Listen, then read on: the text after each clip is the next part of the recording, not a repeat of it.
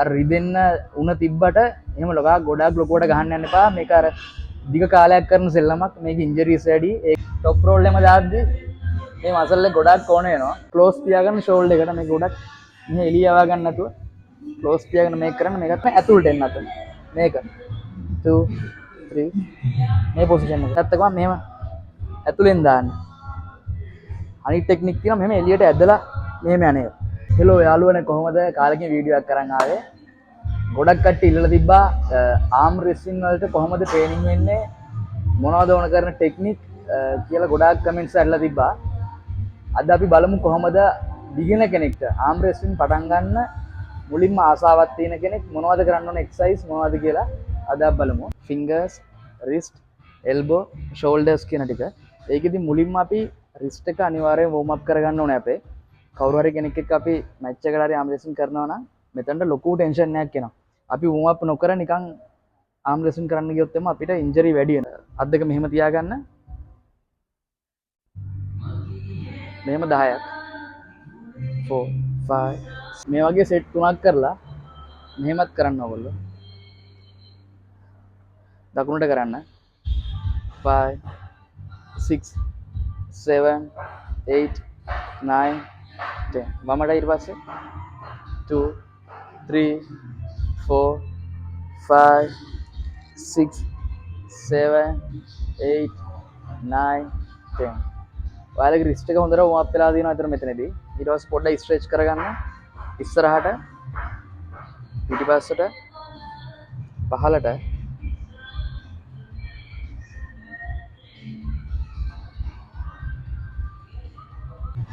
පළවෙනි worm up එකට පස්සේ අපි යන දෙවෙනි වෝම් අප් එකට.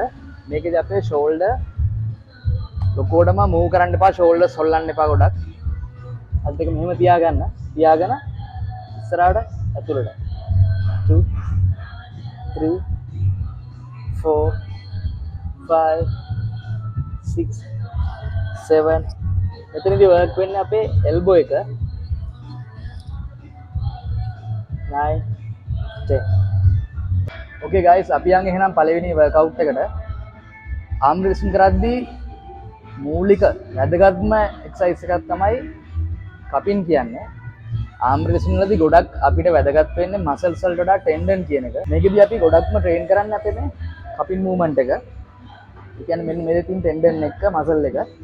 ඒකෙදී අපි ගොඩක් කට්ටිය මේක රිස්ට් කර්ල් කියලා කියන්නේ. අපිට රිස්ට් කර්ල් එක අපිට මෙහෙම ඉඳන් ගහන්නත් පුළුවන්. බිග්නර්ස් අපි මෙහෙමත් ගහනවා ජිම් එකේ. අපිට නැත්තම් බාබල් එකක් කරන් ගහන්නත් පුළුවන් මේක. ඒනොට අපි ආම් රෙස්ලින් කරනවා නම් මම හිතන්නේ ගොඩාක් අපිට හොඳයි කියලා හිතෙන්නේ. මේ ඉන්ක්ලයින් ඇන්ගල් එකත් එක්ක රිස්ට් එකට සම්පූර්ණ අපිට එතකොට ප්‍රෙෂර් එක එනවා මෙන්න මෙතනට. ඒකත් එක්ක අපි මුලින්ම ගන්න ඔයාලට ලොකු බර ගන්න එපා. ගන්න පුළුවන් වේට් එකක් අරගෙන මේකෙන් රෙප් 10කට යන්න. 3 4 5 6 7 8 9 අනිත් එක මතක තියාගන්න රිස්ට් එකේ පල්ලෙහාට යද්දි මේ පැත්තට මෙහෙට ගොඩාක් යන්න එපා. එළියට යන්න එපා. පුළුවන් තරම් try කරන්න මේ ඇතුළට එන්න අත. මේක 2 3 මේ පොසිෂන් එක.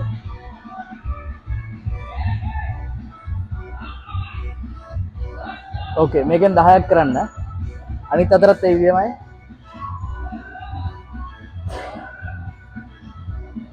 ඔයාලට වෙනවා මෙතන මසල් එක වර්ක් වෙනවා. 5 6 7 8 9 ඕකේ අපි එහෙනම් යමු දෙවෙනි එක්සර්සයිස් එකට. මේකට කියන්නේ රිවර්ස් රිස්ට් කර්ල් එක කියලා. දෙවෙනි එක්සර්සයිස් එක මෙන්න මේ මසල් එකට තමයි මේක වර්ක් වෙන්නේ. මෙන්න මෙතනට. ගොඩක් කට්ටිය টොප් රෝල් එකම දාද්දි මේ මසල් එක ගොඩක් ඕන වෙනවා. 3 ෆීට් බාර් එක අරගෙන පොඩි බාර් එක අරගෙන ඒකට වේට් දෙකක් දාලා අත මේ විදියට 2 3 4 5 6 7 8 9 10 1 2 3 4 5 ඔයාලට තේරෙනවා මේ ගහපු ගාම මෙතන නිකන් පිච්චෙනවා වගේ තේරෙනවා. මෙන්න මේක. ඒක තමයි වෙන්න ඕනේ. ගොඩාක් ලොකු බර දාන්න එපා. මෙතන මේ රිස්ට් එකටක් ගාලා ඉන්ජර් වෙන්න පුළුවන්. ඒකින්ද ටික තමන්ට පුළුවන් බරක් දාලා මුලින්ම 10ක් ගහන්න 10න් 3ක් විතර ගහන්න. තුන්වෙනියට අපි යන එක්සර්සයිස් එක තමයි හැමර් කර්ල් එක.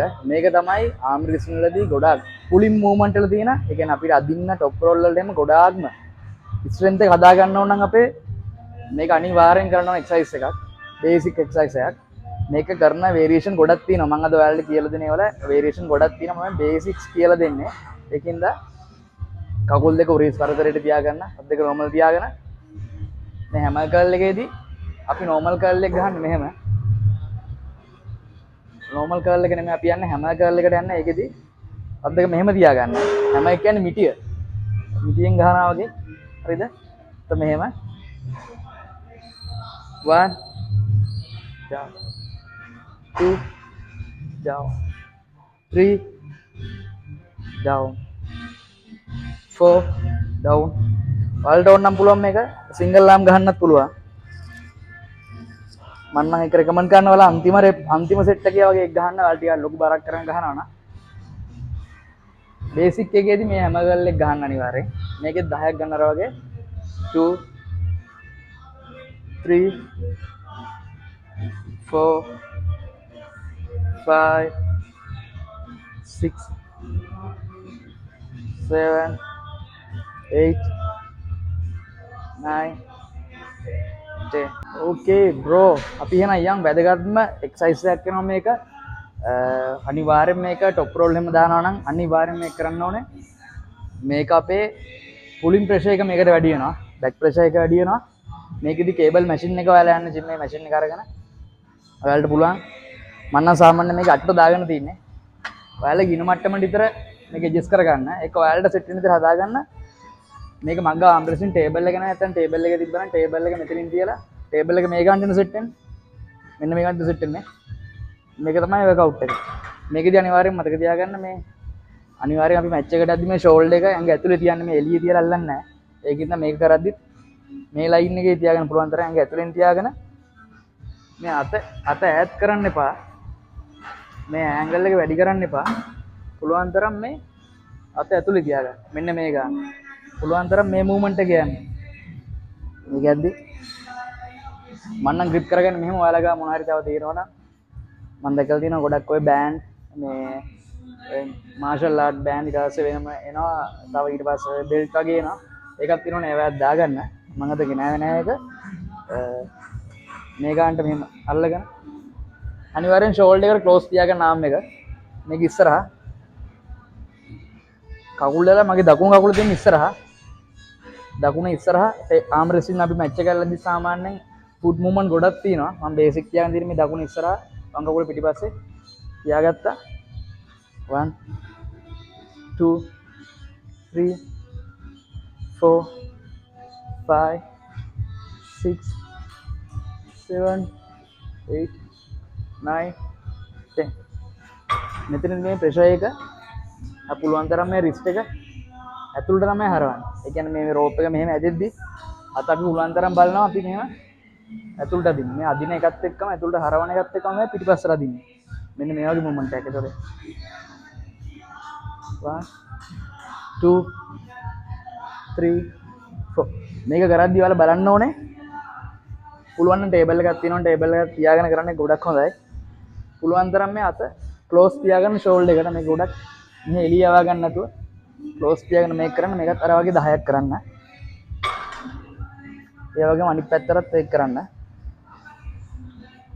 කරන හැම වර්කවුට් එකක්ම අත් දෙකටම කරන්න සමානව පුළුවන් තරම්. අර වගේ ක්ලෝස් තියාගන්න.